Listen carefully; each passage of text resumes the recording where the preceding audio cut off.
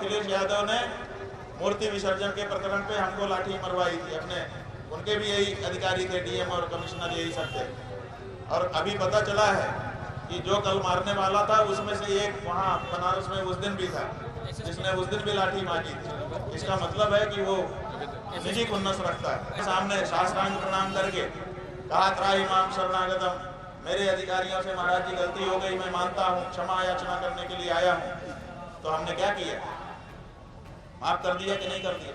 मौनी अमावस्या के दिन माघ मेले में हुए विवाद के बाद ज्योतिर्मठ के शंकराचार्य अवमुक्तेश्वरानंद ने एक बार फिर मीडिया को संबोधित किया। इस दौरान उन्होंने अखिलेश यादव को लेकर काफी कुछ बात कही।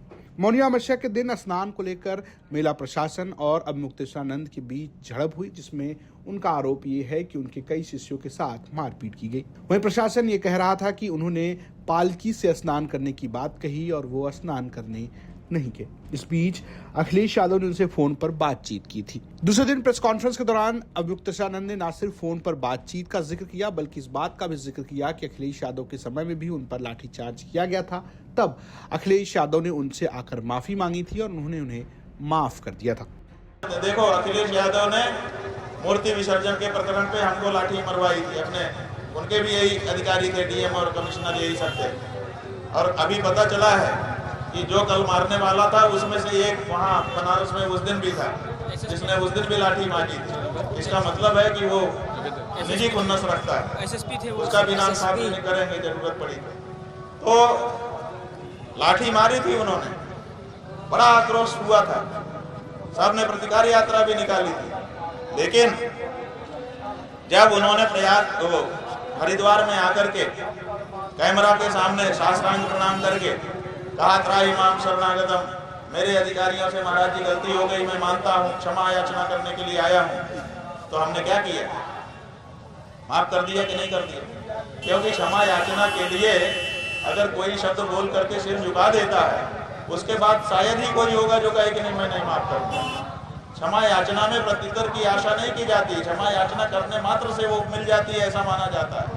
तो हमने सोचा कि तो आ जाएं, आके क्षमा मांगेंगे तो हम क्या करेंगे, चले जाएंगे। तो रात को 1 बजे तक बिना नजर खाए और लघु शंका भी नहीं गए, 18 घंटे संयम से रहे कि बीच में कोई बाधा ना आए। रात को 1 बजे तक बैठे रहे कि शायद मौका मिले, लेकिन कोई नहीं आया। तो फिर हमको उठ करके फिर जल ग्रहण करना पड़ा। फिर दूसरे इसके अलावा शंकराचार्य ने इस बात का भी जिक्र किया कि अखिलेश यादव का फोन आया था, वो किसी को निराश नहीं करते हैं। ऐसे में उन्होंने अखिलेश यादव से बात की और अखिलेश यादव से बातचीत के दौरान उन्होंने पूछा कि आप क्या गौरक्षा के मुद्दे पर अपनी पार्टी में प्रस्ताव पारित कराएंगे। और उन्होंने ये भी कहा कि मैंने ये भी पूछा कि क्या अखिलेश यादव को गोबर और गाय से बदबू आती है और इत्र से महक आता है। कुल मिलाकर अखिलेश यादव ने उनसे ये वादा किया है कि उनकी पार्टी की तरफ से नेता प्रतिपक्ष माता प्रसाद पांडे उनसे मुलाकात करेंगे। अखिलेश यादव जी का टेलीफोन पर कल आया था, हम यहीं थे कि एक व्यक्ति आया, अखिलेश यादव जी बात करना चाहते हैं। हम अगर हमारे पास समय रहता है, किसी को निराश नहीं करते हैं, कोई मिलना चाहे, बात करना चाहे, जो भी हो। तो हमने कहा बात करा दो, तो उसने तुरंत बात करा दिया। आप लोग खड़े थे, हमने बात कर लिया। उन्होंने कहा कि बहुत आपके साथ अन्याय हुआ। हमने कहा हाँ वो तो ठीक है। फिर उन्होंने कहा कि हम तो विरोध कर रहे हैं। हमके भाई आपकी राजनीति में मुफीद लगता होगा तो आप विरोध कर रहे हो, जब आपको लगता है कि ये वाला मुद्दा हमारी राजनीति को सपोर्ट करेगा तो आप करते हो, इसके अलावा हर समय कहाँ करते हो। हमने आप कुंभ में आए थे, हमने आपसे कहा था कि गौ माता की रक्षा के लिए आगे आइए। आपने कहा हम तो सत्ता में नहीं है।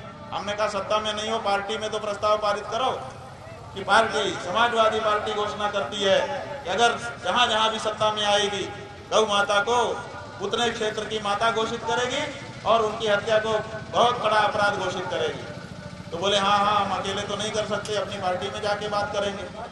तो हमने याद दिलाया कि आपने कहा था 1 वर्ष बीत गया, गौ माता की रक्षा के लिए तो आप खड़े नहीं हो, तो जहाँ आपको मुफीद लग रहा है आप कर रहे हो, अपना करो, ठीक है।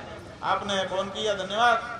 तो उन्होंने कहा नहीं नहीं, माता प्रसाद पांडे जी आपके पास आएंगे, वो बात करेंगे, हम लोग गौ रक्षा चाहते हैं। फिर हमने कहा, आप लोगों ने सुना, हमने कहा आपने तो कहा था कि गौशाला से दुर्गंध आती है, आप क्या गौ रक्षा करोगे? आपको तो आपने कहा था इतर की शीशी से सुगंध आती है। बोले नहीं नहीं, हमने ये नहीं कहा था, वो बीजेपी वालों ने उसको तोड़ मरोड़ करके चला दिया। हमने कहा इसका मतलब बीजेपी का जो प्रचार तंत्र है वो आपसे ज्यादा तगड़ा है, तो पीछे करके वो कर देता है। तो जो बात हुई सबके सामने हुई, हमारी कोई बात छिपी नहीं है, क्रिस्टल क्लियर। हमारा एक ही लक्ष्य है, सत्य सनातन धर्म को नेतृत्व देना और सनातन धर्मियों के छुपे हुए पराक्रम को जागृत करना, और सबसे पहला सनातनी काम और भारत देश में जो होना है वो है गौ माता को राष्ट्र माता घोषित कराते हुए समग्र देश में गौ रक्षा करना।